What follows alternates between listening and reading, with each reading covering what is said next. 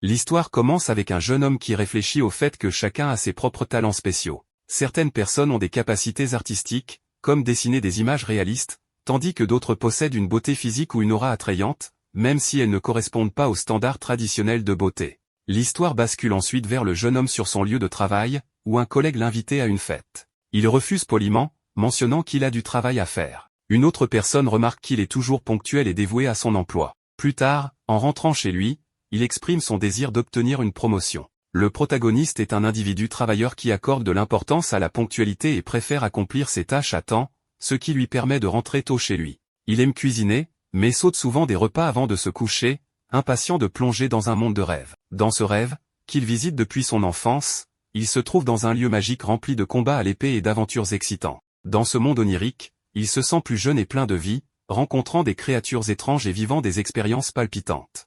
Bien que certaines situations soient dangereuses, il ressent une profonde connexion avec ce monde de rêve, qui lui apporte joie et émerveillement. Se sentant rajeuni, le personnage principal regarde son reflet dans l'eau et est surpris par son apparence enfantine. Soudain, une fille, qui s'avère être une elfe, le salue. Le garçon, nommé Kazuhiro, un nom qu'il a choisi accidentellement lorsqu'il était enfant à cause d'une faute d'orthographe, partage sa surprise. La fille, Marie, lui dit que ce monde est rempli de fées et qu'il pourrait ne pas être un endroit pour lui. Cependant, lorsque Kazuhiro lui offre son déjeuner et propose une aventure, elle refuse d'abord, mais finit par accepter après quelques encouragements. Kazuhiro et Marie explorent un manoir vieux de plusieurs siècles. Kazuhiro est rempli d'excitation en admirant son apparence magique. Cependant, Marie lui demande de faire moins de bruit. À l'intérieur, le lieu est sombre, alors Marie utilise ses pouvoirs magiques pour éclairer l'espace. Kazuhiro, impressionné par l'histoire du manoir, suppose qu'il a été construit pour se protéger contre les tremblements de terre, bien que Marie ne connaisse pas ce terme. Les deux s'assoient ensuite pour déjeuner. Marie est étonnée par la délicieuse nourriture de la boîte à déjeuner de Kazuhiro et commande son odeur et son goût agréable. Après avoir demandé le nom du plat, Kazuhiro lui explique que c'est un repas populaire appelé onari. Tout en appréciant la nourriture, Marie lui demande où il est né, et il répond qu'il vient du Japon, un pays insulaire. Kazuhiro et Marie poursuivent leur aventure, et Kazuhiro propose de lui apporter un déjeuner tous les jours si elle reste avec lui, ce qu'elle accepte. Ils entrent ensuite dans une grotte où ils rencontrent un monstre. Marie avertit Kazuhiro de rester à distance, car la créature pourrait être dangereuse. Cependant, Kazuhiro s'approche en courant et révèle que c'est en fait un de ses amis. Le monstre exprime une certaine envie en voyant que Kazuhiro a une si belle compagne, mais Kazuhiro s'en amuse, expliquant que c'est simplement parce qu'il apporte de la bonne nourriture. Marie, qui ne comprend pas la langue du monstre, est confuse, mais Kazuhiro peut communiquer avec lui car il est familier avec ce monde. Il explique que le monstre parlait de la saison des dragons et qu'il est impatient de trouver un œuf de dragon. Les deux aventuriers s'enfoncent plus profondément dans la grotte et tombent par hasard sur une zone sombre où un dragon repose. Incapable de voir dans l'obscurité, Kazuhiro commence à avoir des difficultés, mais Marie utilise sa magie pour lui donner la capacité de voir. En regardant, Kazuhiro se rend compte que la créature est un dragon archi, un être extrêmement dangereux. Marie l'avertit qu'ils doivent être prudents et éviter de s'approcher trop près. Dans un moment de tension, Kazuhiro et Marie se retrouvent piégés dans une grotte avec le dragon, après avoir tenté de s'échapper par une porte qui se referme soudainement sur eux. Le dragon se réveille et crache du feu vers eux, ce qui fait brièvement craindre à Kazuhiro pour sa vie, pensant qu'il pourrait mourir dans ce rêve. Le lendemain matin, Kazuhiro se réveille et trouve Marie dans son lit, surpris par sa présence. Lorsque Marie se réveille, Kazuhiro est embarrassé en réalisant qu'elle ne porte pas de vêtements. Elle se couvre rapidement avec une couverture en prenant conscience de la situation. Kazuhiro visite un magasin, et pendant que Kazuhiro choisit quelques articles, le personnel et les clients semblent le regarder avec méfiance. Ensuite, il rentre chez lui, où Marie admire la vue depuis le balcon. Elle demande à Kazuhiro où il se trouve, et il lui explique qu'ils sont au Japon, son pays natal. Marie est impressionnée par les grands bâtiments magnifiques et exprime son désir d'explorer davantage les environs. Kazuhiro propose alors qu'elle se prépare pour aller visiter la ville. Quand Marie remarque une grande tour, Kazuhiro lui dit qu'elle offre une belle vue, et il prévoit de s'y rendre plus tard. Marie enfile une robe qu'elle adore, et Kazuhiro, ravi de la voir ainsi, cherche des mots pour lui faire un compliment. Marie, qui n'est pas facilement offensée, l'assure qu'il peut dire ce qu'il veut. Kazuhiro lui dit alors qu'elle est magnifique dans cette robe, ce qui la rend heureuse et appréciée. Kazuhiro ajoute qu'elle semble encore plus belle dans ce monde que dans celui où il l'a vue auparavant. Marie est touchée par ces mots, se sentant joyeuse et excitée. Kazuhiro propose ensuite de sortir, mais il lui donne d'abord une casquette pour couvrir ses oreilles, expliquant que les fées n'existent pas dans ce monde. Marie, enthousiaste à l'idée d'explorer, lui assure qu'elle n'aura pas peur. Pendant leur trajet en voiture, Marie est nerveuse car c'est sa première fois dans un véhicule, mais elle est émerveillée par l'expérience. Ils arrivent dans un restaurant, où Kazuhiro commande à manger. Pendant qu'ils attendent, ils discutent de leur situation, se demandant s'ils sont morts dans leur rêve à cause de l'attaque du dragon. Kazuhiro rassure Mari en disant qu'ils sont encore en vie, mais qu'ils n'en seront sûrs que lorsqu'ils s'endormiront de nouveau et retourneront dans le monde des rêves. Pour l'instant, il l'encourage à profiter du temps qu'ils ont dans ce monde, car cela pourrait être temporaire. Kazuhiro se remémore comment Mari s'est retrouvée dans son lit après l'attaque du dragon, supposant que le dragon pourrait être la raison de sa présence dans ce monde. Il suggère que s'ils dorment de nouveau, elle pourrait retourner dans son monde réel, et ensemble, ils pourraient vaincre le dragon une fois pour toutes. Kazuhiro partage également comment son mode de vie, vivant principalement la nuit, a ralenti sa croissance physique. Plus tard, leur nourriture arrive, et Mari est ravie de voir à quel point elle est appétissante. Kazuhiro l'encourage à manger, et elle apprécie énormément le repas, ce qui remonte son moral. Après avoir terminé leur repas, Mari commente joyeusement qu'elle n'a jamais goûté une telle nourriture auparavant. Ils se rendent ensuite dans un parc entouré de cerisiers en fleurs, et Mari est enchantée par leur beauté. Elle exprime à quel point elle aime cet endroit, et Kazuhiro lui explique que c'est la période idéale de l'année pour en profiter. Tandis qu'ils admirent la vue sur un lac paisible, Mari remarque à quel point il est magnifique. Kazuhiro lui souhaite alors chaleureusement la bienvenue au Japon, l'appelant mademoiselle, ce qui la fait se sentir spéciale. Tous deux profitent de ce moment avant de rentrer chez eux. Les deux passent la journée ensemble et, à la tombée de la nuit, admirent la beauté des cerisiers en fleurs. Mari, captivée par la vue, se demande comment serait son monde sans les monstres, ce à quoi Kazuhiro répond qu'un monde sans monstres ferait face à d'autres défis. Malgré cela, Kazuhiro commence à apprécier la beauté du monde d'une manière qu'il n'avait jamais faite auparavant. Plus tard, Mari s'inquiète de ce qui pourrait se passer si elle ne parvient pas à retourner dans son propre monde. Kazuhiro la rassure en suggérant qu'ils pourraient explorer le Japon ensemble, visiter des sources chaudes, des châteaux et découvrir tout ce que le pays a à offrir. Mari trouve l'idée intéressante, mais Kazuhiro insiste sur l'importance de trouver un moyen de la ramener chez elle. De retour à la maison, Kazuhiro propose à Mari de prendre un bain et lui donne du savon en lui expliquant que cela lui procurera une agréable sensation. Mari, curieuse, apprécie le parfum plaisant du savon. Pendant que Kazuhiro prépare le dîner, il réfléchit à tout ce qu'il a appris sur Mari et à la manière dont leur lien s'est renforcé. De son côté, Mari, repensant aux paroles de Kazuhiro sur leur potentiel à vivre ensemble et explorer le Japon, rougit d'excitation. Après son bain, Mari est attirée par l'odeur délicieuse du repas que Kazuhiro est en train de cuisiner. Il lui annonce que le dîner est presque prêt et l'invite à s'asseoir à table. En voyant le repas, Mari est ravie, et en le goûtant, elle est émerveillée par sa saveur. Kazuhiro lui explique qu'il a préparé des escalopes avec des œufs, rien de très spécial, et qu'il reste des morceaux de poulet pour le lendemain. Mari, heureuse, savoure chaque bouchée du repas. Kazuhiro partage ensuite que, dans son monde, il ne peut emporter que des choses simples comme une boîte à lunch et de l'eau lorsqu'il voyage, rien de plus. Mari, intriguée, demande ce qu'il entend par rien de plus. Kazuhiro lui explique davantage, tout en lui montrant une lampe de poche. Il lui dit que, tandis qu'elle utilise la magie pour créer de la lumière, dans son monde, ils utilisent des torchets. Il mentionne également qu'il ne peut pas emporter son carnet avec lui. Mari suggère qu'une force supérieure pourrait contrôler ce qui peut entrer dans ce monde, ce qui les amène à spéculer sur la possibilité que l'arrivée de Kazuhiro dans ce monde ne soit pas due au hasard. Mari se demande si Kazuhiro a reçu une mission quelconque, mais Kazuhiro, plaisantant, parle d'une mission boîte à lunch. Bien que leur conversation plonge dans des idées mystérieuses, ils ne parviennent à aucune conclusion. Au lieu de cela, Kazuhiro se concentre sur la sécurité de Mari et sur son retour dans son monde d'origine. Il lui rappelle que lorsqu'elle est arrivée, elle était confuse et ne se souvenait de rien. Mari admet qu'elle était tellement bouleversée qu'elle a tout oublié. Ils discutent de leur retour imminent dans l'autre monde, où ils devront faire face à une situation dangereuse avec un dragon. Kazuhiro s'inquiète qu'une fois dans ce monde, ils puissent être piégés dans un cycle où le dragon les tue à chaque apparition.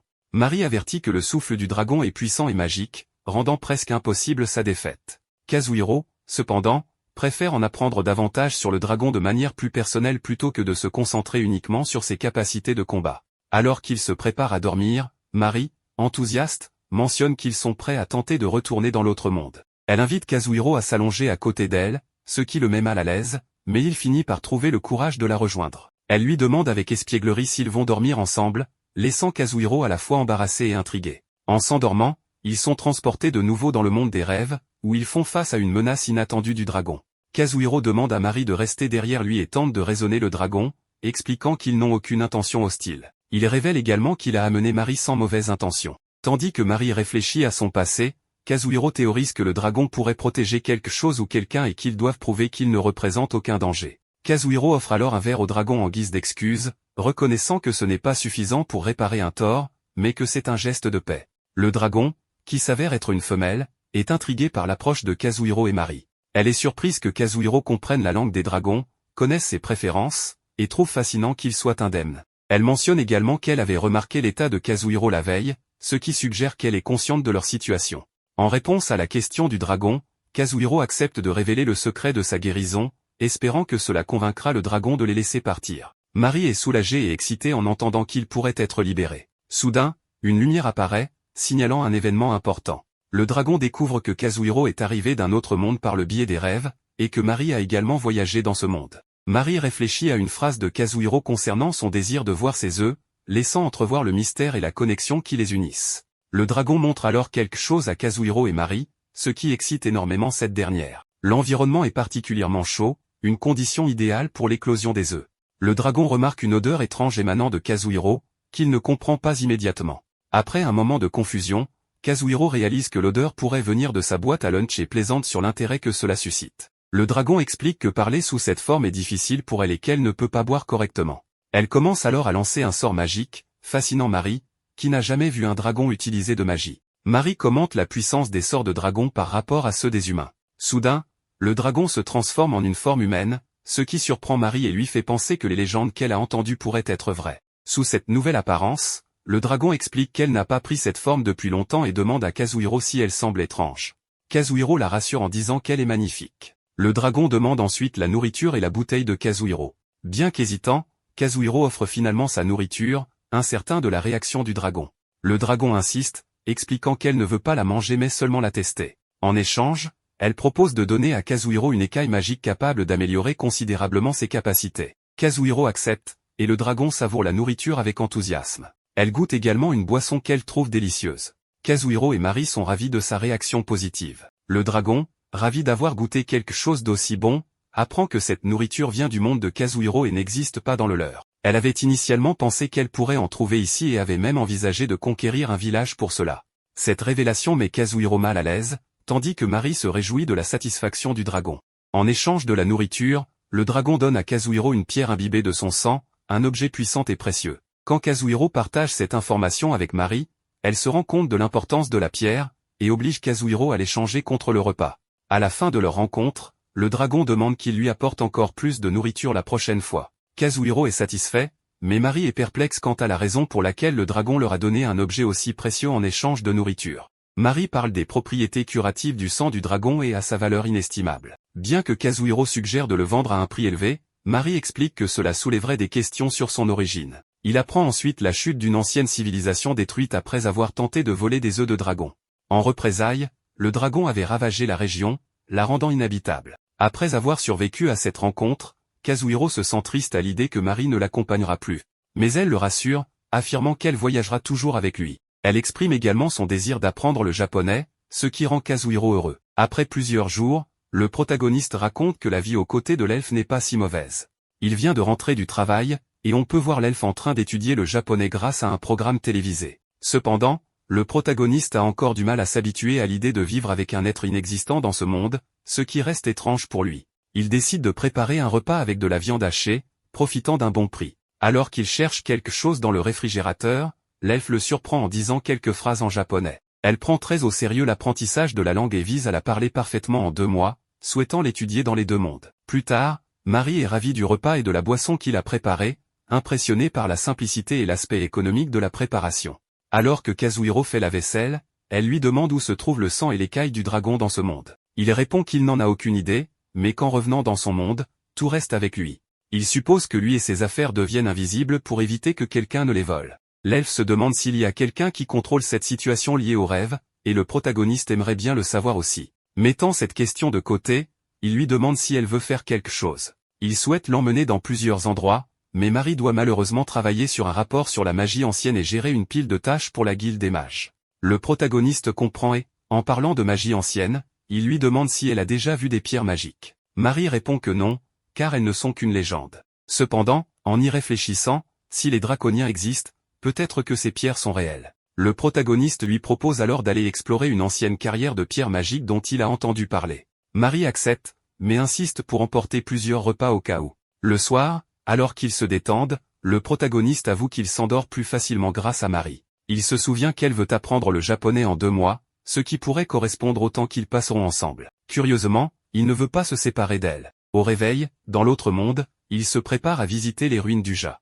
Marie trouve cela insensé, car elle se trouve dans un autre pays et un voyage en voiture prendrait au moins une semaine. Mais Kazuhiro lui explique que, grâce à sa capacité de téléportation, cela ne pose aucun problème. Il lui demande de s'accrocher fermement, et ils descendent dans un espace étrange.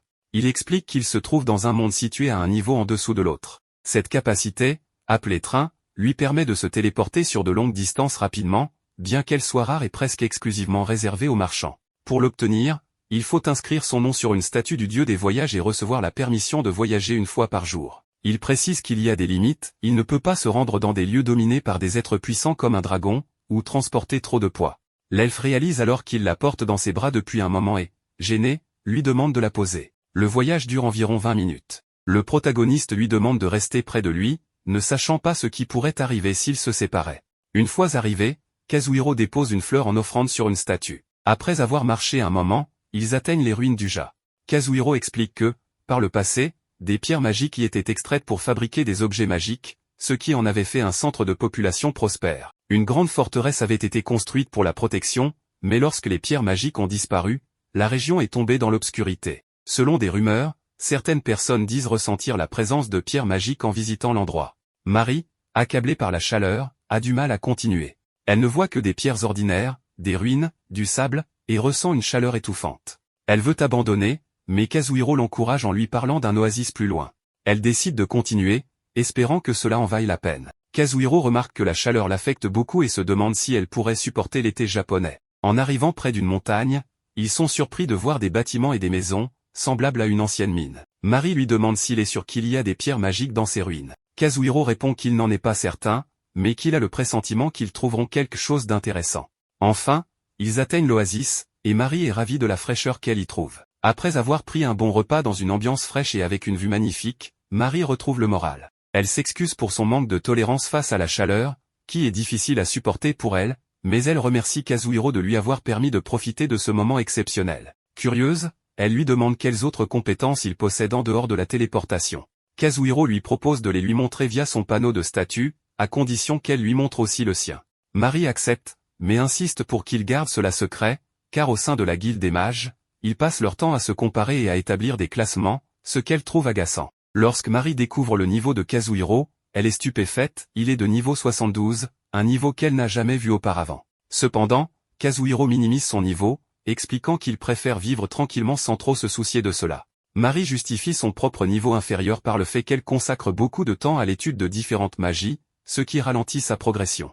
Kazuhiro, loin de la critiquer, met en avant ses talents uniques, tels que sa précision, ses enchantements de haut niveau, et sa mémoire améliorée. Il souligne qu'il y a très peu de mages spirituels, ce qui montre à quel point Marie est douée dans son domaine. Quand Marie remarque la classe unique de Kazuhiro, l'âme illusionniste, elle avoue ne jamais en avoir entendu parler. Kazuhiro explique vaguement qu'il s'agit d'une capacité spéciale qui pourrait être perçue comme une forme de tricherie, sans trop entrer dans les détails. Marie en profite pour plaisanter sur son apparence fatiguée, suggérant que cela pourrait être lié à sa classe. Pendant ce temps, un groupe de bandits, cachés de l'autre côté d'une porte, complote contre eux. Ils ont remarqué la présence de Kazuhiro et Marie et espèrent que les monstres élimineront le duo à leur place. De retour à leur conversation, Kazuhiro demande à Marie les différences entre la magie spirituelle et la magie ordinaire. Marie explique que les mages ordinaires utilisent des baguettes pour canaliser leur magie, tandis que les mages spirituels, comme elle, concluent des pactes avec des esprits. Pour le démontrer, elle invoque un petit lézard de feu, montrant comment elle accumule et utilise la magie grâce à son lien avec les esprits. Alors qu'ils discutent, un monstre surgit de l'eau avec de mauvaises intentions. Kazuhiro, confiant, le neutralise d'un seul coup. Cependant, il reconnaît le monstre comme un Kupa, une créature aquatique redoutable, et avertit Marie de rester prudente. Bien qu'ils continuent de combattre, les bandits les observent et réalisent que Kazuhiro possède des trésors d'une grande valeur, ce qui les pousse à élaborer un plan pour les lui voler. La situation devient encore plus tendue lorsqu'un enfant mi-bête avec un catalyseur magique apparaît, déclenchant un tremblement de terre. Une créature gigantesque émerge soudainement, menaçant Kazuhiro et Marie. Coincé, Kazuhiro ne peut utiliser sa téléportation longue distance avant le lendemain. Face à cette menace, il envisage de se réveiller pour fuir ce cauchemar. Heureusement, ils parviennent à se réveiller sains et saufs dans le monde réel. Kazuhiro, persuadé qu'ils étaient surveillés depuis leur arrivée aux ruines, se remémore les présences ressenties durant le combat contre les Kupas. Il est convaincu que les bandits cherchent désormais à piller leur corps et leurs biens. Marie, quant à elle, s'interroge sur l'enfant mi-bête, se demandant s'il faisait partie des bandits. Kazuhiro en doute, trouvant qu'il semblait plutôt effrayé. Pour l'instant, ils mettent ses préoccupations de côté. Comme c'est samedi, Kazuhiro décide de rester auprès de Mari pour l'aider à pratiquer le japonais. Dans la scène suivante, avec une atmosphère accueillante, nous voyons que Kazuhiro et Mari se promènent au Japon. Kazuhiro se sent chanceux de passer son premier week-end avec Mari, qui est arrivé au Japon il y a une semaine. Alors qu'il se balade, Mari joue avec un chat, et Kazuhiro l'observe avec joie. En admirant la rivière, Mari commente la douceur de son courant. Kazuhiro lui explique que tout est soigneusement entretenu pour éviter les inondations grâce au système de gestion des eaux en place. Bien que Mari puisse communiquer avec les esprits dans son propre monde, elle n'a pas encore établi cette connexion ici, faute de temps. Toutefois, elle est convaincue qu'avec le temps et en visitant régulièrement cet endroit, elle pourra finir par comprendre et interagir avec eux, comme avant. Il croise ensuite un chat, et Mari, intriguée, pose des questions à son sujet. Kazuhiro lui explique que ce chat est amical, mais qu'il vaut mieux le laisser venir de lui-même. Comme prévu, le chat s'approche d'elle, et Mari joue avec lui avec enthousiasme. En caressant l'animal, elle s'émerveille de la douceur de son pelage, ce qui amuse et attendrit Kazuhiro. Plus tard, Kazuhiro emmène Mari à la bibliothèque pour l'aider à en apprendre davantage sur le Japon. Impressionnée par l'espace propre et lumineux, Mari exprime son admiration. Cependant, lorsqu'il l'emmène dans la section jeunesse, elle se vexe légèrement, affirmant qu'elle n'est pas une enfant. Kazuhiro lui explique alors que son but est de lui donner goût à la lecture. Il lui tend un livre pour enfants aux couleurs vives et aux illustrations éclatantes. Enthousiasmée par les illustrations, Mari trouve les couleurs magnifiques et agréables à regarder. Elle tombe sur un livre qu'il lisait dans son enfance, racontant l'histoire d'un chat explorant divers endroits. Kazuhiro admet qu'il l'adorait autrefois, mais qu'il s'en est lassé à force de le relire. Toujours en apprentissage de la langue, Mari avoue qu'elle ne pourra pas encore le lire seule. Kazuhiro la rassure et lui propose de lui faire la lecture. Ravie, elle choisit le livre du chat et il se dirige vers le comptoir, où Kazuhiro croise une vieille connaissance, Ichigo, un employé à temps partiel de la bibliothèque. Ichigo demande qui est Mari, et Kazuhiro explique qu'elle vient de loin et qu'il lui fait découvrir la ville. Ne comprenant pas la conversation, Mari se tourne vers Kazuhiro, qui lui murmure une explication. Lorsqu'Ichigo l'appelle Mari-san, elle s'interroge sur ce suffixe. Kazuhiro lui explique que san est un titre honorifique utilisé au Japon pour montrer du respect, notamment envers les jolies jeunes filles. Mari, touchée, lui retourne le compliment, ce qui surprend Ichigo, car personne ne l'avait jamais traitée de belle, ce qui la rend si joyeuse, au point qu'elle ne sait où donner de la tête. Elle l'interroge sur leur relation, et Kazuhiro répond qu'ils sont simplement de bons amis, Mari étant en visite pour un moment. Ichigo remarque alors que leurs adresses sont identiques, signifiant qu'ils habitent le même immeuble. Mari, perplexe, demande des explications, et Kazuhiro lui confirme qu'ils sont voisins. Ichigo propose alors à Mari de devenir amie et l'inviter à déjeuner un jour. De retour chez Kazuhiro, il prépare des pancakes pour Mari. Pendant ce temps, elle remarque un lecteur CD et lui demande des précisions sur les images animées dont il lui avait parlé. Kazuhiro insère un disque et lui montre comment les images se succèdent pour donner l'illusion du mouvement. Mari est fascinée par ces images animées en couleur. Kazuhiro lui apporte ensuite les pancakes, qu'elle trouve délicieux. Pour instaurer une ambiance de cinéma, il ferme les rideaux afin de plonger la pièce dans l'obscurité. En regardant l'animation, ils aperçoivent des images d'une maison et d'un village. Mari demande si cet endroit est réel, et Kazuhiro confirme, ajoutant que son grand-père y vit. Intriguée, Mari rêve d'y aller un jour. Kazuhiro lui propose alors d'en parler à son grand-père pour organiser une visite le week-end suivant. Surprise par cette idée, Mari continue de profiter du film avec enthousiasme. À la fin, Kazuhiro lui demande son avis, et elle répond avec excitation qu'elle a adoré et veut en voir d'autres. Il lui assure qu'il existe de nombreux films similaires au Japon, ainsi que des jeux et des animes qui pourraient l'aider à se détendre. Il ajoute que ce n'est que le début. Alors qu'il s'apprête à préparer le dîner, Mari exprime son envie de revoir le film. Mais soudain, un tremblement de terre interrompt leur moment. La terre se met à trembler, et Kazuhiro vérifie sur son téléphone la magnitude du séisme. Paniquée, Mari se précipite vers lui et le serre dans ses bras. Pris au dépourvu, Kazuhiro lui fait remarquer, un peu gêné, qu'elle devrait au moins mettre des vêtements avant de sortir ainsi précipitamment. Réalisant soudain qu'elle est en tenue inappropriée, Mari rougit et retourne précipitamment dans sa chambre, embarrassée. Kazuhiro, amusé par la situation, s'excuse de ne pas l'avoir prévenu des tremblements de terre fréquents au Japon. Plus tard, Kazuhiro prépare un repas avec des épices indiennes et invite Mari à goûter. Ravie, elle complimente la saveur explosive du plat, la comparant aux épices des régions désertiques d'autres mondes. Cette discussion les ramène à leur situation actuelle, et Mari se souvient soudainement du monstre qu'ils avaient rencontré auparavant.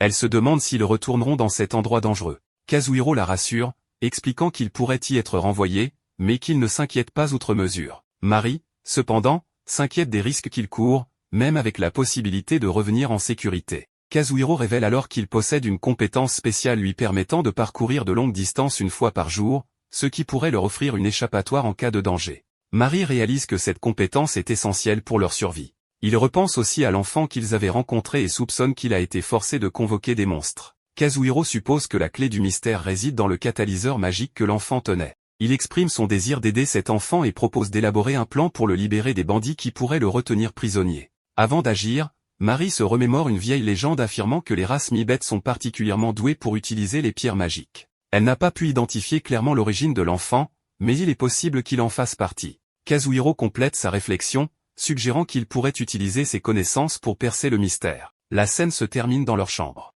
Kazuhiro médite sur la façon dont ses soirées sont devenues plus agréables depuis l'arrivée de Mari. Il lit un livre emprunté à la bibliothèque tandis qu'elle s'endort paisiblement à ses côtés. Il songe que jusque-là, seul le monde des rêves l'avait réellement captivé. Même lorsqu'il vivait avec son grand-père, il ne prêtait pas grande attention au monde extérieur. Mais à présent, avec Mari à ses côtés, il sent que tout serait différent. La vue qu'il connaissait déjà prendrait un nouveau sens.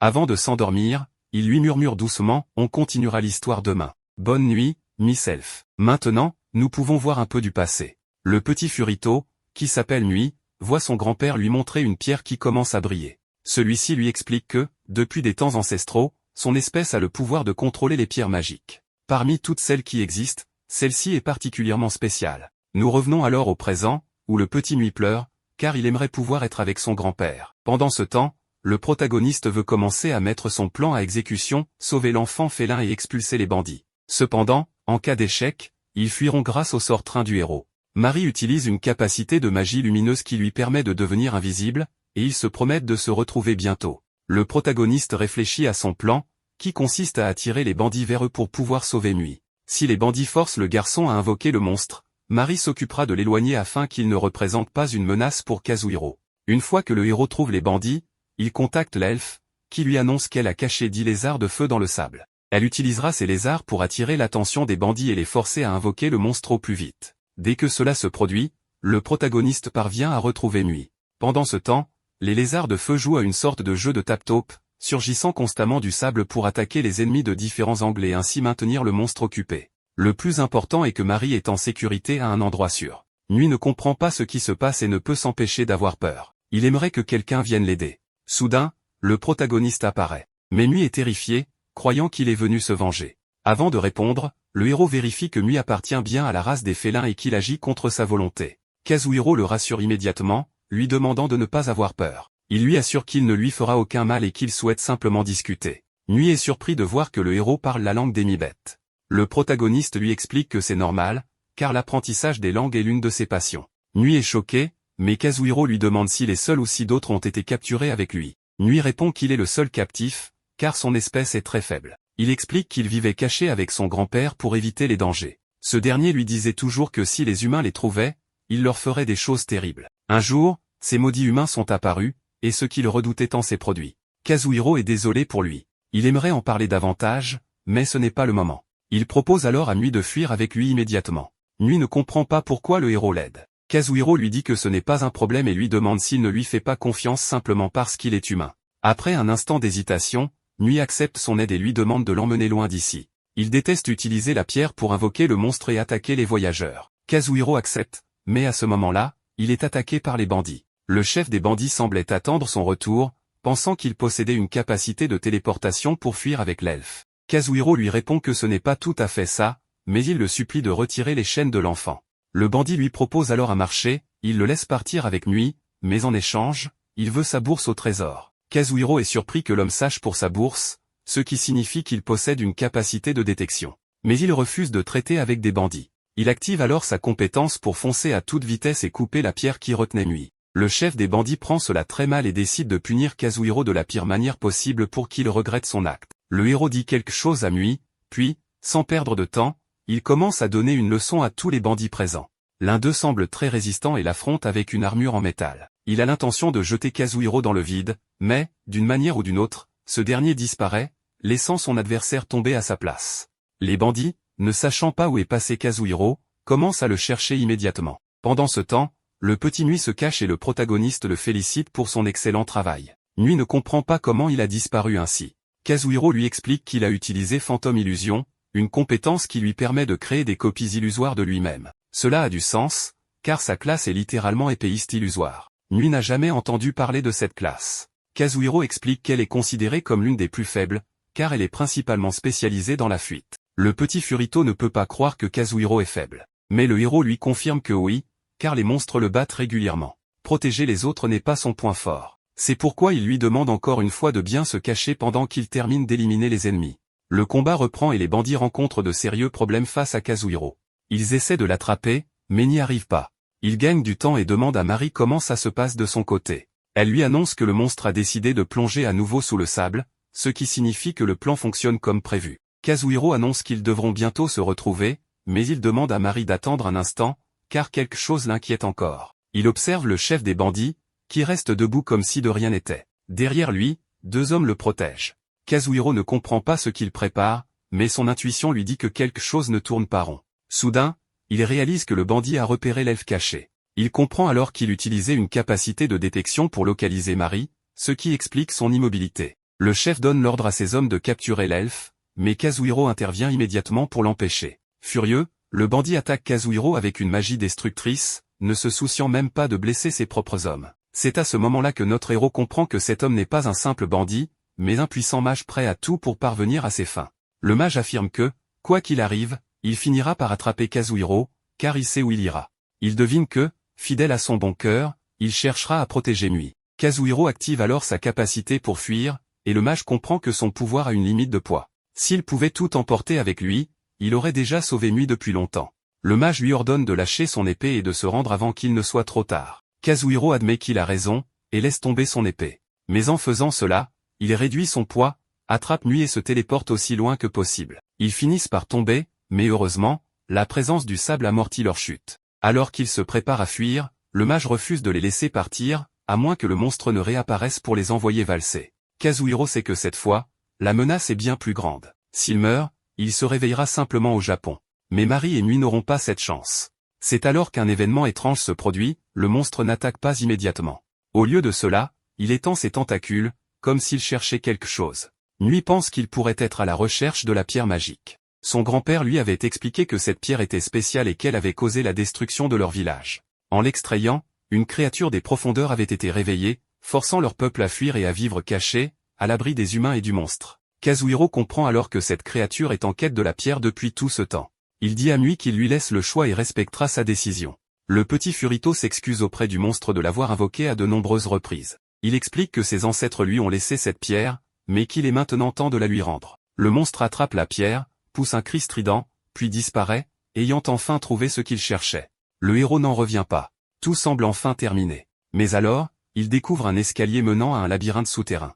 Mari arrive à ce moment-là et, ne comprenant pas tout ce qui s'est passé, regarde vers le bas. Elle est émerveillée, jamais elle n'aurait imaginé qu'un tel endroit existait sous ces ruines. En voyant Nui, elle ne peut s'empêcher de l'étreindre avec enthousiasme, car elle adore les chats. Plus tard, dans la nuit, des hommes arrivent sur place. L'un d'eux informe Kazuhiro qu'ils s'occuperont d'arrêter les derniers bandits. Kazuhiro lui demande si Nui sera bien pris en charge. L'homme lui répond qu'ils auront besoin de lui si d'autres pierres magiques sont extraites. Le soldat remercie Kazuhiro pour ces informations, car ils avaient du mal à croire que cette histoire était vraie. Il est encore difficile d'imaginer qu'un gigantesque labyrinthe souterrain se trouve ici. Il faudra beaucoup de temps pour l'explorer. Cette découverte sera-t-elle bénéfique pour la nation, ou causera-t-elle une catastrophe? Kazuhiro partage cette incertitude, mais il ne peut s'empêcher d'être excité par l'aventure qui l'attend.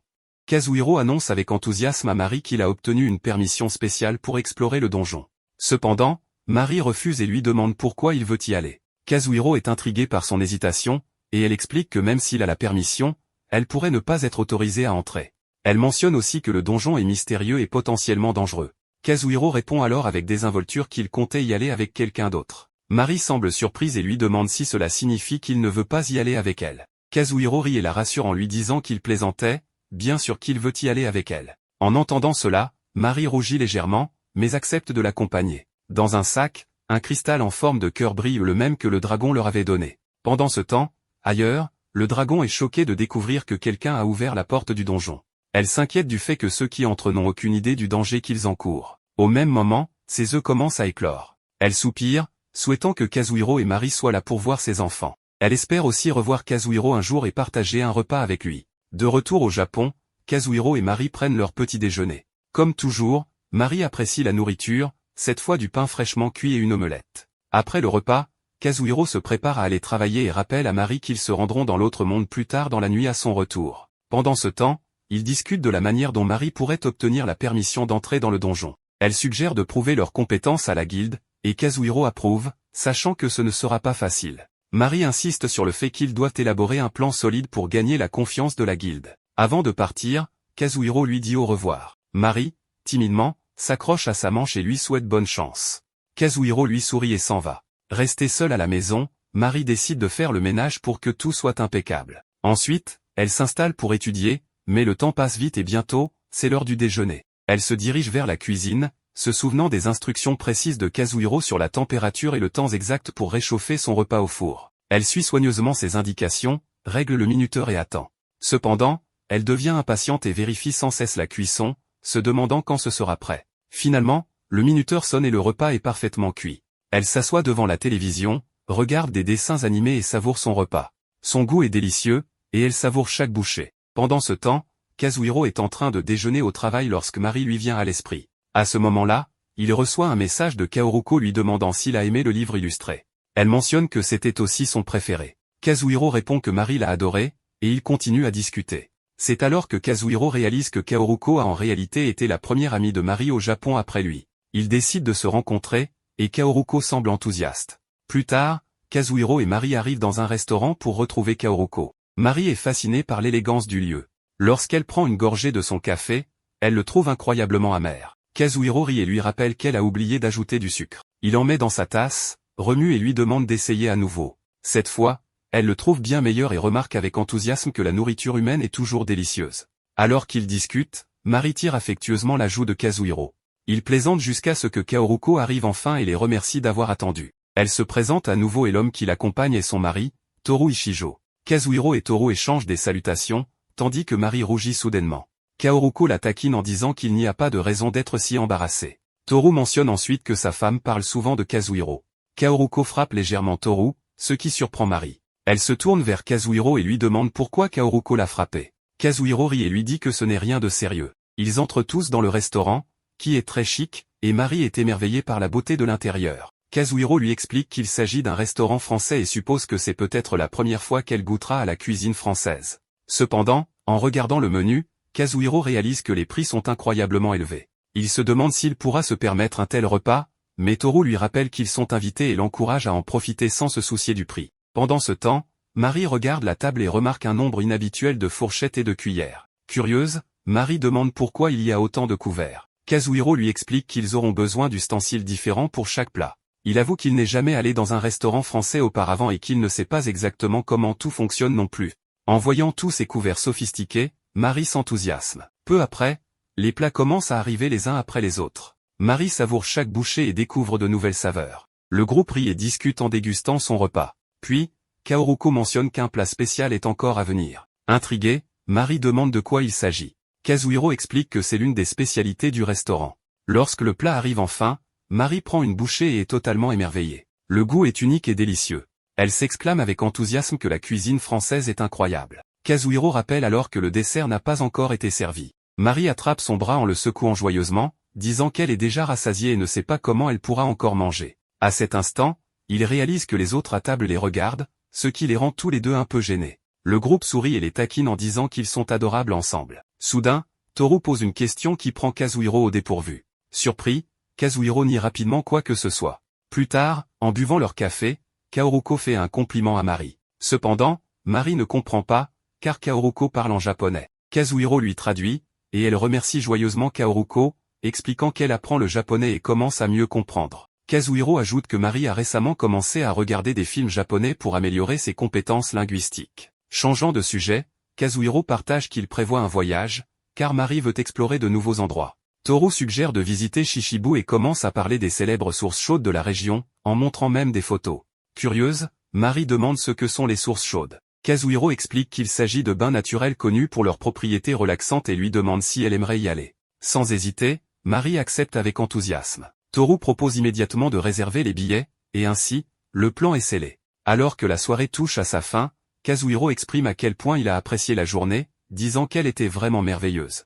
Toru, qui n'avait pas ressenti une telle joie depuis longtemps, semble réellement apprécier la compagnie de Mari. Le groupe rit et passe un excellent moment, ce que Kazuhiro remarque discrètement. Plus tard, Kaoruko demande à Kazuhiro si elle peut inviter Mari à une soirée cinéma. Kazuhiro accepte, et Kaoruko propose de l'organiser lundi. Quand Kazuhiro annonce l'invitation à Mari, elle est ravie. Cependant, il commence à s'inquiéter pour sa sécurité. Il sait que le monde n'est pas toujours bienveillant, non pas qu'il soupçonne Kaoruko, mais les ennuis peuvent surgir de n'importe où. Mari le rassure en lui disant qu'elle ira bien.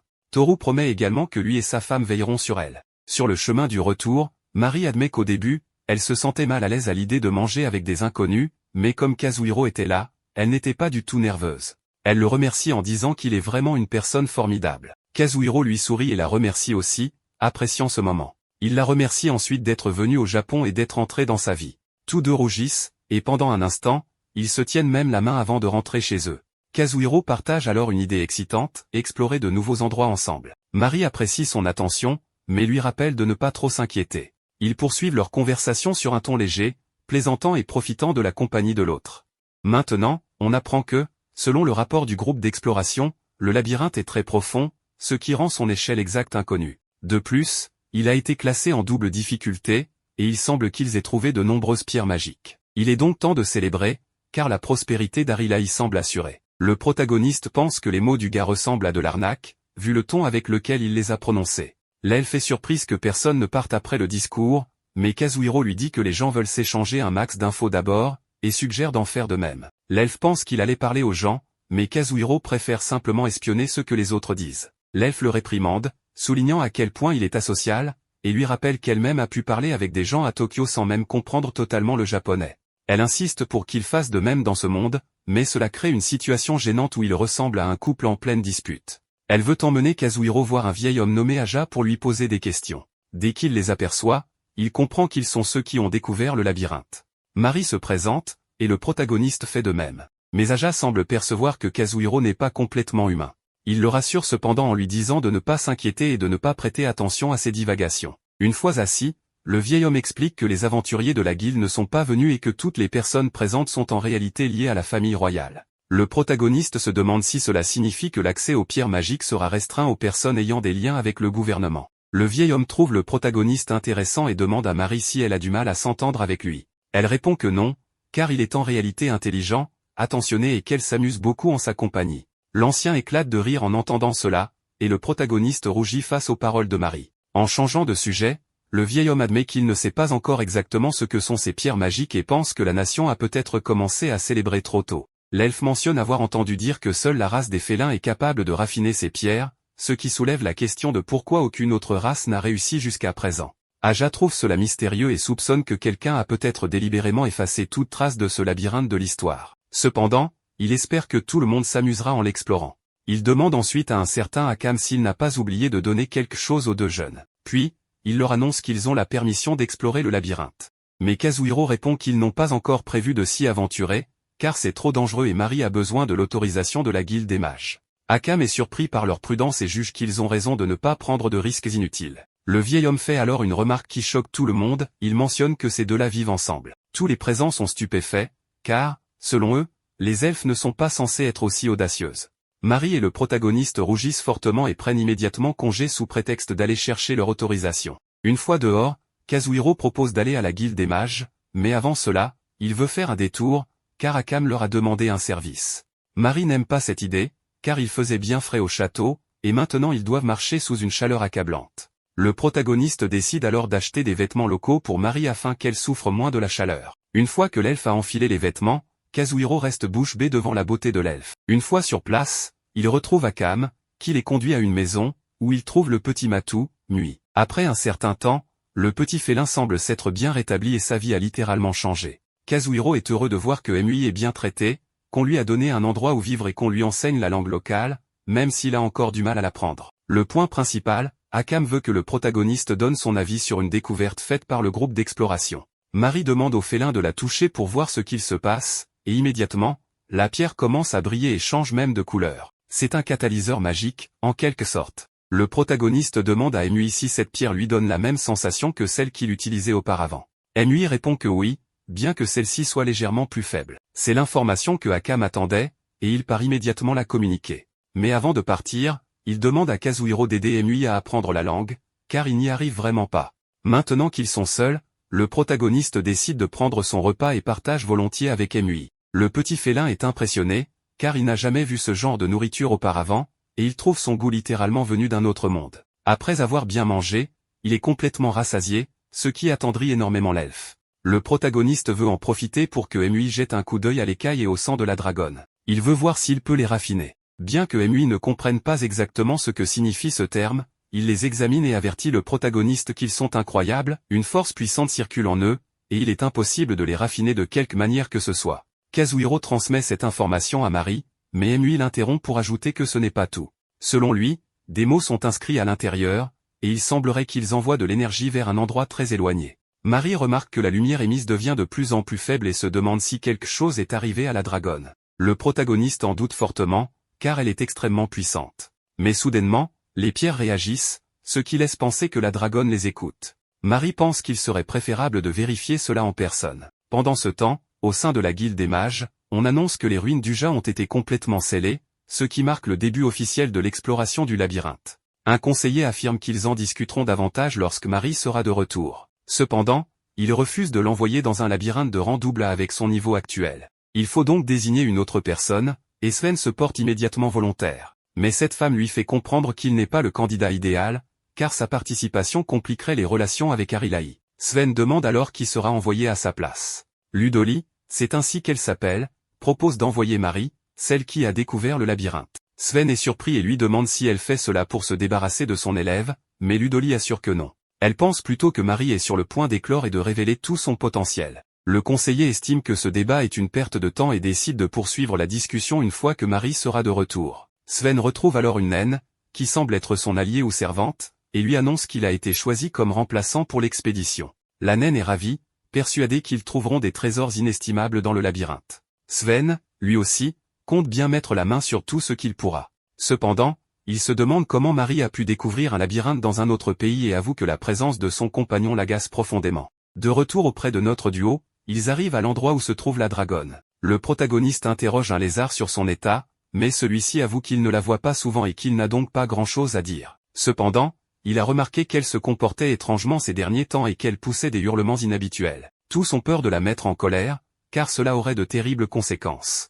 Alors qu'ils sont laissés seuls, le duo ressent une grande appréhension. Un bruit étrange se fait entendre, mais à leur surprise, il s'agit de la dragonne et de ses petits. Sans perdre de temps, la dragonne prend forme humaine et exige qu'on lui donne à manger immédiatement. Le problème, c'est que le protagoniste est venu à l'improviste et n'a rien à lui offrir. Elle ne peut retenir ses larmes, déçue, car elle espérait vraiment qu'il viendrait avec de la nourriture. Elle se plaint, expliquant qu'elle se donne beaucoup de mal pour nourrir ses petits, alors ce n'est pas trop demandé que de lui apporter quelque chose à manger. Comme si cela ne suffisait pas, elle ajoute qu'elle est jalouse de voir le protagoniste et Mari toujours ensemble en couple, alors qu'elle est seule. Son compagnon est absent, et elle s'ennuie tellement qu'elle envisage sérieusement de détruire un village pour se divertir. Le pire dans tout ça, c'est que Mari, ne comprenant pas le langage draconique, ne saisit absolument rien de la conversation. Pour compenser, Kazuhiro lui propose d'aller aux sources thermales la semaine prochaine. La dragonne se montre intéressée, et il lui précise que ce sera au Japon, dans son monde. Lorsqu'il lui demande si elle veut venir, elle accepte immédiatement,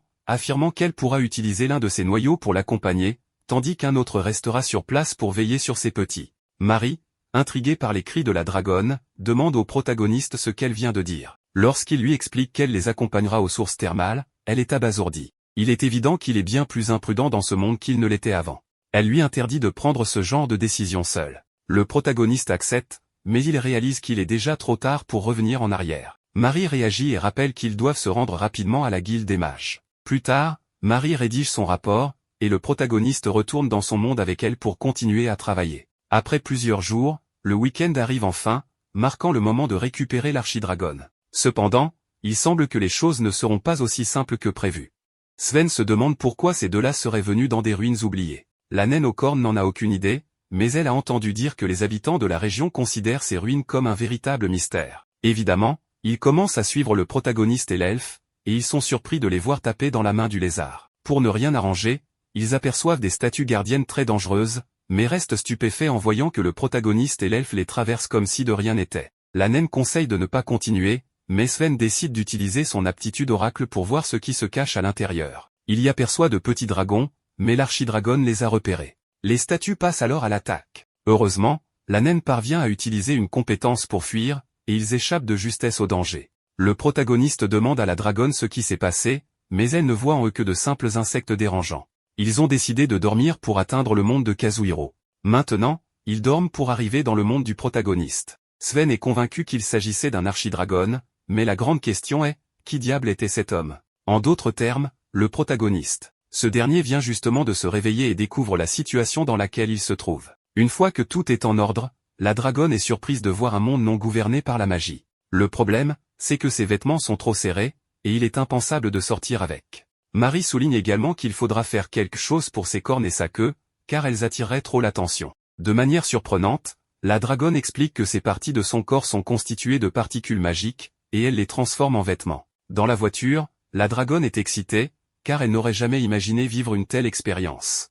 Marie comprend ce qu'elle ressent, même si, elle, avait crié la première fois qu'elle a voyagé en voiture. La dragonne leur demande d'arrêter de l'appeler Archidragon et de l'appeler Ridra, un nom plus simple. Comme il reste un peu de route avant d'arriver à destination, le protagoniste demande à Marie de sortir la nourriture qu'il lui a confiée. Ce sont des boulettes de riz, dont Marie et Ridra tombent amoureux au premier coup de regard, et Kazuhiro leur dit qu'elles peuvent commencer à manger. On sait déjà qu'elle adore la nourriture de ce monde. Il lui explique que c'est très facile à préparer, il suffit d'écraser un peu de riz, d'y mettre certains ingrédients comme du thon et de la mayonnaise, et parfois de varier les garnitures. Ridra est conquise par le goût du thon à la mayonnaise, qu'elle trouve délicieux et doux. Marie partage le même avis et trouve ça incroyable. Ridra est tellement fascinée qu'elle décide de manger toutes les boulettes de riz toute seule. Après un bon moment, ils arrivent enfin à destination. Ridra est impressionnée par le changement de paysage entre la ville et cet endroit. Évidemment, elle veut goûter tout ce qu'il y a à manger ici, mais ils prennent du retard, car Marie doit bien cacher ses oreilles chaque fois qu'elle sort. Ridra lui demande si elle doit toujours porter ce bonnet. Marie répond que oui, même si parfois il fait chaud, elle n'a pas d'autre choix. Elle lui explique que dans ce monde, les elfes n'existent pas, donc elle ne peut pas attirer l'attention.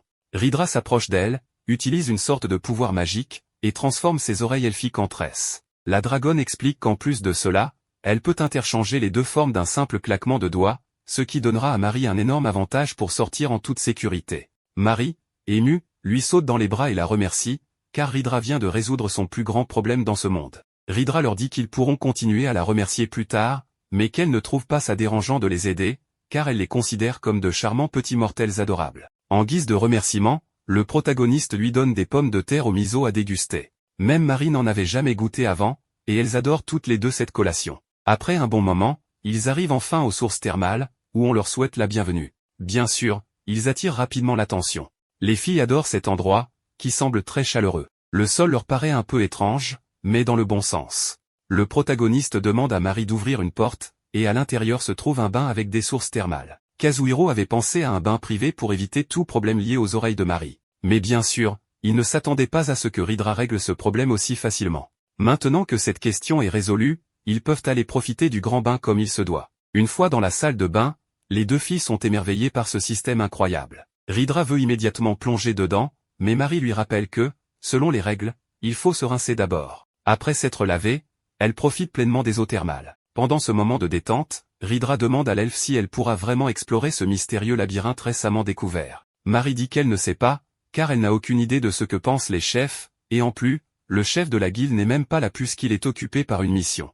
Marie demande immédiatement à Ridra comment elle sait pour le labyrinthe. L'elfe se rappelle des scènes avec le petit chat et les objets que Ridra leur a donnés au début, et elle comprend maintenant que grâce à cela, la dragonne les écoutait depuis le début. Ridra le confirme et explique que, d'après ce qu'elle sait, le protagoniste est le seul à voyager entre le monde réel et leur monde, c'est-à-dire le monde des rêves. Cela l'inquiétait beaucoup, car elle avait peur que Kazuhiro tombe sur des vauriens et qu'il l'utilise pour quelque chose de malveillant. Elle avoue qu'elle ne s'attendait pas à voir qu'il passait toute la journée enlacé avec une elfe, ce qui fait immédiatement rougir Marie. Elle lui dit alors qu'elle ne l'emmènera plus jamais aux sources chaudes. Ridra ne veut pas de cela, alors elle jure qu'elle s'est contentée de les écouter et qu'elle n'a rien vu du tout. Elle précise que même s'ils s'étaient embrassés, elle ne l'aurait pas su. Marie, toujours très gênée, répond qu'il ne ferait jamais quelque chose comme ça. En voyant sa réaction, Ridra comprend que Marie est encore une jeune fille innocente et que Kazuhiro est un véritable lâche. Elle pense qu'il vaut mieux aller discuter dans un endroit plus privé, alors elles entrent dans un sauna. Mais en voyant deux vieilles dames entourées de vapeur et de chaleur, elle décide de partir. Elle pensait que c'était un lieu de repos, mais une fois qu'il redevient vide, elle décide d'entrer pour découvrir cette expérience étrange. Très vite, elles ont l'impression d'être en train de cuire, mais ce n'est pas si désagréable que ça. Marie en profite pour demander à Rydra ce qu'elle voulait dire tout à l'heure, car elle ne se sent pas très bien après cette conversation. La dragonne lui explique que son corps est similaire à celui des esprits, tout comme celui de Marie, puisque les elfes ressemblent aux fées. En d'autres termes, elles sont très différentes des humains.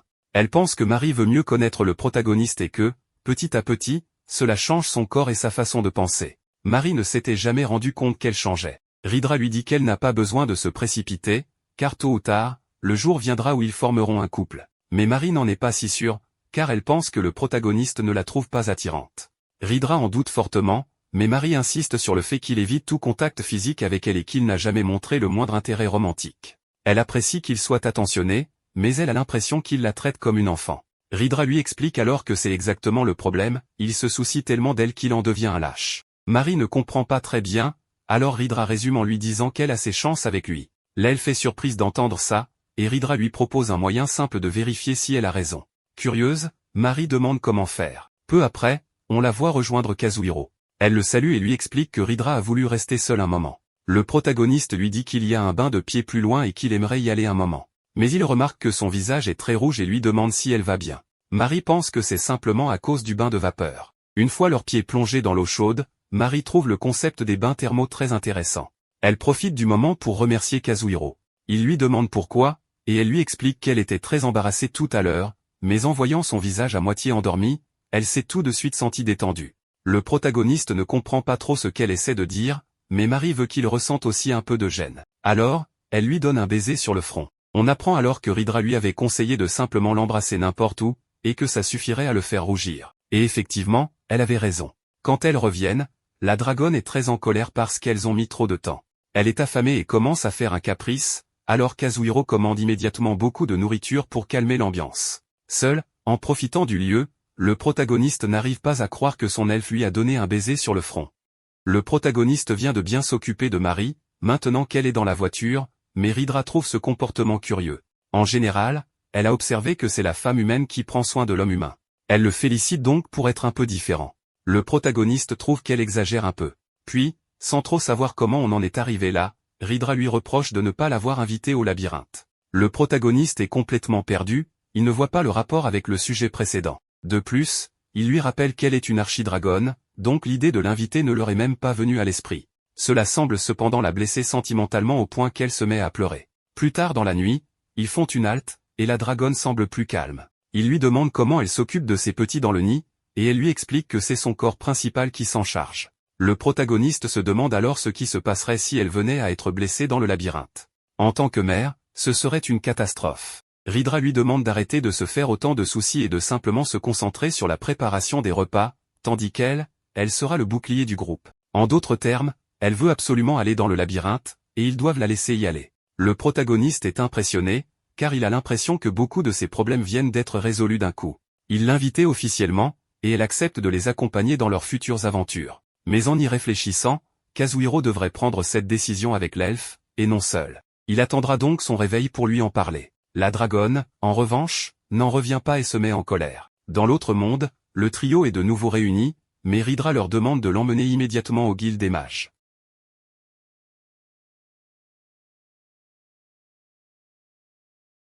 Même si Rydra trouve cela agaçant, elle accepte pour pouvoir s'y rendre le plus vite possible. En chemin, il tombe sur Sven en personne. Marie lui demande ce qu'il fait là. Le protagoniste, curieux, lui demande qui il est, et Marie lui explique qu'il est l'un des mages les plus puissants. Il vaudrait mieux se méfier, car il traîne une réputation inquiétante. Sven demande aussitôt au protagoniste s'il est bien celui qui a découvert le labyrinthe avec Marie. Le protagoniste confirme et se présente comme Kazuhiro. Sven lui assure qu'il ne doit pas s'inquiéter, il veut simplement lui poser quelques questions. D'abord, il lui demande où il disparaît parfois. Par exemple, la veille, il l'a vu entrer dans des ruines abandonnées, mais en le suivant, sa présence avait complètement disparu. Un humain normal ne peut pas effacer son énergie aussi facilement. De plus, qu'est-ce que c'est que cette chose terrifiante qui se cache dans les profondeurs des ruines?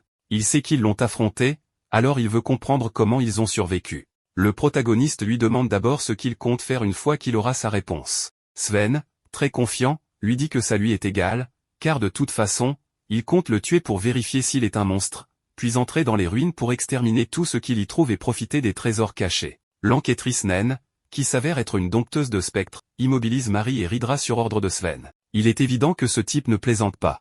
La dragonne prête alors une arme au protagoniste, puisqu'il n'en a pas. Elle lui précise qu'il s'agit d'une arme indestructible dotée d'excellentes propriétés. Marie met en garde le protagoniste contre Sven, mais ce dernier l'attaque pour la faire taire. Cela agace profondément Rydra, d'autant plus que Marie n'a même pas tenté de riposter. L'enquêtrice naine devient également hostile, affirmant qu'elle ne laissera personne parler mal de son maître. Le combat entre Sven et Kazuhiro commence, et il promet d'être difficile. Pendant ce temps, dans la guilde, les mages débattent pour savoir si Sven est digne d'être le représentant envoyé pour explorer le labyrinthe. Ludoli leur signale que, par coïncidence, quelque chose est en train de se produire, et qu'ils devraient en juger par eux-mêmes. Les mages n'en croient pas leurs yeux en voyant Sven affronter un simple jeune homme. S'il continue ainsi, ils risquent de le tuer. Pendant ce temps, le protagoniste estime qu'il a déjà rassemblé assez d'informations. Grâce à sa compétence franc-jeu, il peut enregistrer les attaques de l'ennemi pour mieux les esquiver et contre-attaquer. Sven, exaspéré, peste contre le fait que Kazuhiro ne cesse d'esquiver ses attaques.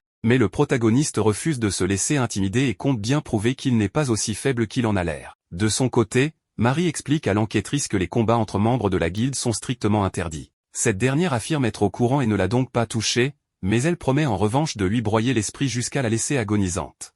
Marie l'ignore complètement et demande à Rydra pourquoi elle ne porte ni bouclier ni arme. La dragonne répond qu'elle n'en a pas besoin, mais l'elfe insiste, si elle veut servir de bouclier à l'équipe, il lui en faut un vrai. Marie demande alors l'avis de la naine, qui hésite. L'usage d'un bouclier dépend du style de combat de chacun. Mais en y repensant, elle se demande pourquoi elle répond, puisqu'il est évident qu'on l'ignore complètement. Elle se pose alors une autre question, qui est cette femme à l'aura si imposante? À ce moment-là, la naine active sa magie spectrale et invoque des ombres de vouivre. Marie n'arrive pas à y croire. Cette magie est censée être interdite. La petite ordonne alors à ses créatures de dévorer ces deux-là. Mais Rydra ne comprend pas pourquoi tant d'agitation. Il libère une petite partie de son pouvoir, et la femme ne comprend pas ce qui se passe, elle sent qu'une chose immense est en train d'émerger du sol. L'instant d'après, un dragon avale ses ombres comme si de rien n'était. La femme est pétrifiée de peur en découvrant la véritable identité et la puissance de Rydra. Mais Marie lui demande de ne pas être trop dur avec elle, car ce n'est qu'une enfant. Pendant ce temps, le protagoniste affronte Sven, mais il remarque que les bras de ce dernier sont devenus plus rigides. Sven ne compte pas rester en retrait, alors il contre-attaque. Mais le protagoniste réalise que Sven possède quelque chose qui lui permet d'esquiver ses attaques avec une facilité déconcertante. Il est fort probable qu'il puisse voir l'avenir, ce qui serait un énorme problème. Toutefois, il n'a pas le temps d'y réfléchir et décide de continuer à attaquer. Malheureusement, Sven devient de plus en plus furieux et, cette fois, il parvient à blesser le protagoniste. Il semble avoir compris les limites de sa capacité de téléportation, car il regarde toujours l'endroit où il va se déplacer et sait que ses pieds jouent un rôle dans son pouvoir. Sven attaque donc en tenant compte de ces informations et, au bout d'un moment,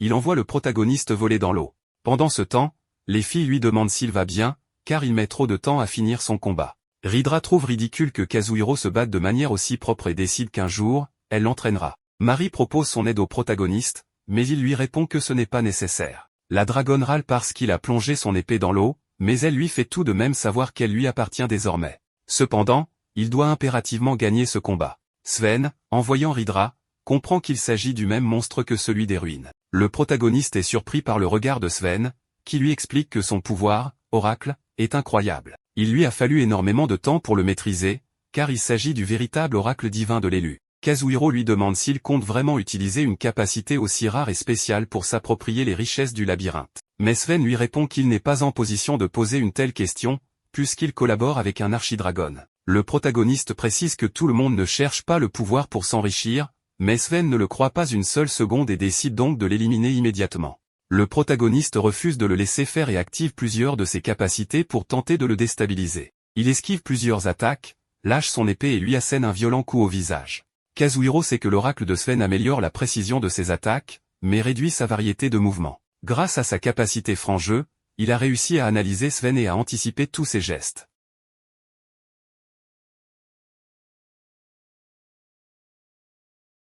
Il est évident que personne n'aimait Sven. Le protagoniste ne s'attendait pas à voir leur chef arborer une apparence si particulière. Celui-ci souhaite entendre Marie parler des compagnons qu'elle a choisis. Elle lui explique qu'ils sont tous les deux forts et très intelligents, et qu'ils leur ont sauvé la vie à plusieurs reprises. Elle est donc persuadée qu'ensemble, ils pourront relever le défi d'explorer le labyrinthe. Le chef lui demande si elle est sûre qu'ils ne la trahiront pas, mais l'elfe répond que cela ne peut jamais être garanti. Malgré tout, elle leur fait confiance. Sur ce, le chef lui annonce qu'elle a l'autorisation d'aller dans le labyrinthe. Marie est surprise, car elle pensait que cette décision prendrait plusieurs jours de débat. Mais le chef lui répond que tout a déjà été discuté. Ludoli fait alors son apparition. Marie ne peut cacher son excitation en voyant sa maîtresse. Le protagoniste, lui aussi, est surpris d'apprendre que Marie a une maître, mais il est encore plus choqué en découvrant que le maître de la guilde et Ridra se connaissaient déjà. En réalité, ils étaient autrefois alliés et combattaient côte à côte, semant souvent le chaos. Selon eux, c'étaient de bons souvenirs. À présent, le maître de la guilde doit s'occuper de Sven et de son apprenti. Mais il demande aussi à la dragonne de bien veiller sur Marie et le protagoniste. Après quelque temps, le groupe retourne à Arilaï, où il retrouve le petit chat. Mais en voyant Ridra, celui-ci prend la fuite comme un véritable chat effrayé, car il sent l'odeur d'un dragon. Le protagoniste tente de le rassurer, et Ridra elle-même lui montre une pierre imprégnée du sang d'un dragon, lui donnant même la permission de la traiter.